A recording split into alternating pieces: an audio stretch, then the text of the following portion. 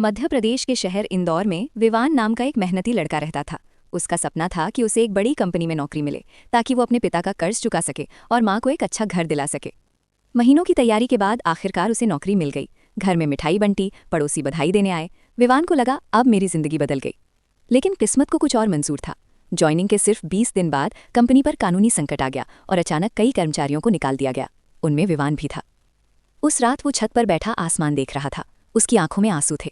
भगवान, जब देना ही नहीं था तो दिलाया क्यों? कुछ दिनों तक वो निराश रहा। लोगों के ताने भी सुनने पड़े। इतनी बड़ी बड़ी बातें करता था। लेकिन कहानी यहीं खत्म नहीं हुई। एक दिन विवान को पता चला कि उसी कंपनी के खिलाफ बड़ा घोटाला सामने आया है और कई कर्मचारियों की साख्त खराब हो गई है। तब उसे एहसास हुआ, अगर वो वहां बना रहता तो शायद उसका भविष्य भी खतरे में पड़ जाता। उसी दौरान उसे अपनी बचपन की एक घटना याद आई। जब वो 2 साल का था, खेलते खेलते उसके हाथ में चूहे मारने की दवाई आ गई थी। वो उसे चॉकलेट समझकर मुस्कुरा रहा था।